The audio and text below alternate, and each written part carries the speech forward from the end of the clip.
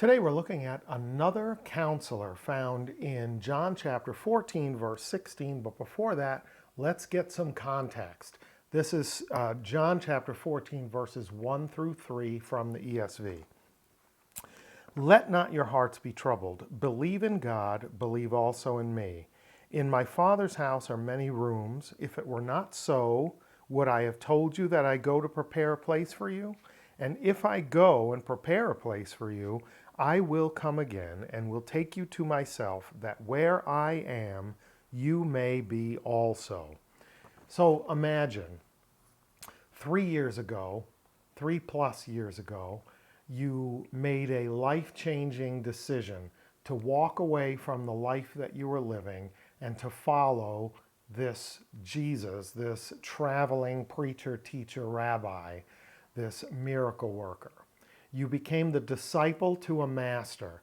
You've dedicated your life not to just following him and his teaching, but to pattern yourself after him, to be where he is, to do what he does, to make yourself as much as you can into a person like him, because that's what the master-disciple relationship is.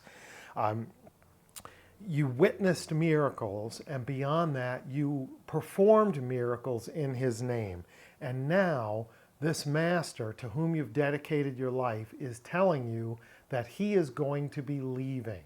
And he's going to be leaving without you. He says he's going to come back and get you at some point, but he's telling you that he is leaving, and he's leaving without you. The further dialogue, starting in verse 4 and leading up to verse 15, where we are today, shows the distress of the disciples, and it shows Jesus' efforts to comfort them, to reassure them that they needn't be shattered by this revelation that he's leaving. We're picking up in verse 15, and here we have verse 15. If you love me, you will keep my commandments. And notice I've put the Greek right below it. Ean agapate me. If agapate, you should love me, is in the subjunctive. This is a third-class condition. He's asking a question. If you should love me. You need to notice with this verb, agapate, that in this situation, in this tense, voice and mood, person and number, the indicative and the subjunctive look identical. So how do we know that this is a subjunctive? Because of that aeon. He's introduced a third-class condition dealing with possibility, probability. If you should love me, if you may love me, if you might love me, if you are someone who loves me, then we get the rest of it. Tas entolas, tas emas, teresate. The verb teresate is in the future tense, second person plural. You will keep. You will keep what? Tas entolas, the commandments. Tas emas, the ones of me. You will keep my commandments. So if you should love me, if you are people who love me, what will the result be? You will keep my commandments. So think about that. The result of loving him is that you will keep his commandments. That was probably easier for the last 3 years than they anticipate it will be in the future. Why? Because he's leaving. It's easier to follow the master when the master is right before your eye. It's easier to keep his commandments when he's standing beside you telling you what they are. It's easier to be a disciple when you're literally, physically following the master around. But now, he said he's going. What will they do? That brings us to verse 16. And I will ask the Father, and he will give you another helper to be with you forever. So, we're going to look specifically at this phrase, another helper. All right, let's take a look. Alon parakleton. Alon parakleton. Another counselor. Notice I've translated it as counselor rather than helper. I think helper is not a vivid enough word to portray what we're looking at. But first, let's start with alon. Alon is the accusative case of allos. Allos means another, but it means specifically another of the same kind. If it were another of a different kind, it wouldn't be allos, it would be heteros. Heterosexual, attracted to others of the other kind, of another kind. So alon, parakleton, is a counselor, but it's a counselor who is another of the same kind. Parakleton is the accusative of parakletos, and that is a counselor, a helper, an advocate, even an attorney. Your lawyer is your paraclete, your parakletos. So what does the word literally mean? Para, alongside, kletos, one who is called. So the parakleton, the alon parakleton, is another one of the same kind called alongside you. Called alongside you.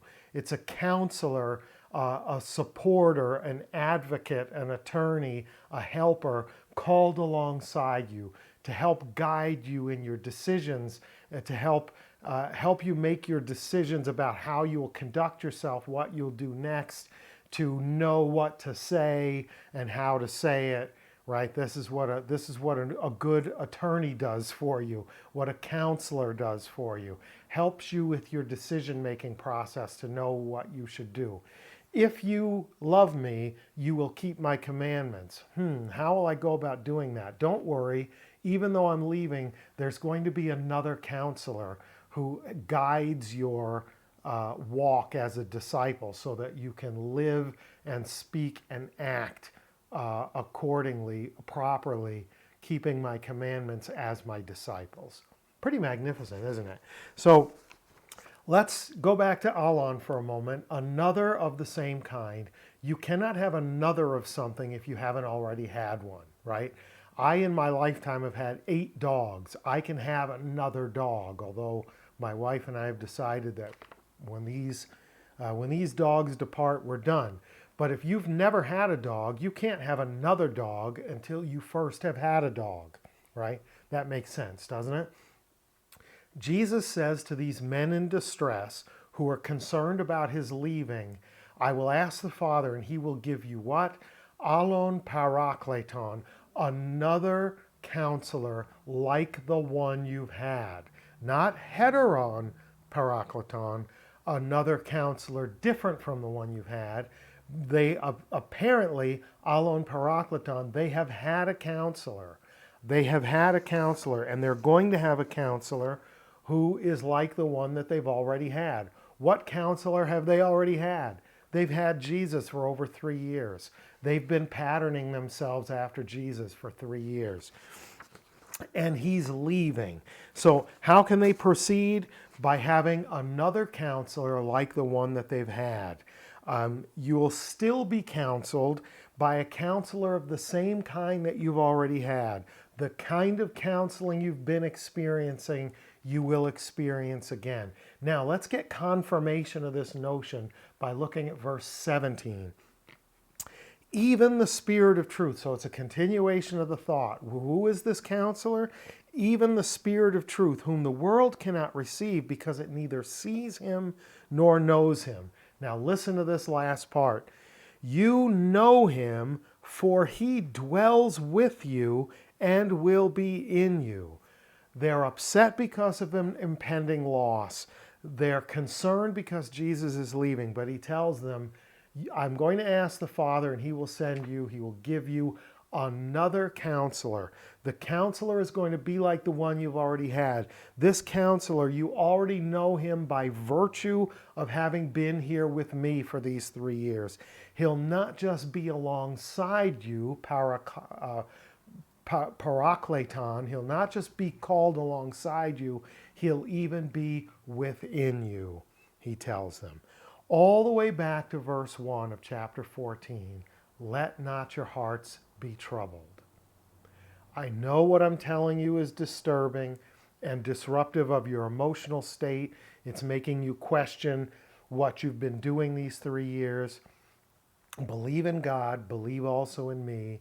I'm going to go, but I'm going to come back. And in the interim, I'll not leave you alone. You will receive another counselor like the one you've already had, an alon parakleton, not a heteron parakleton.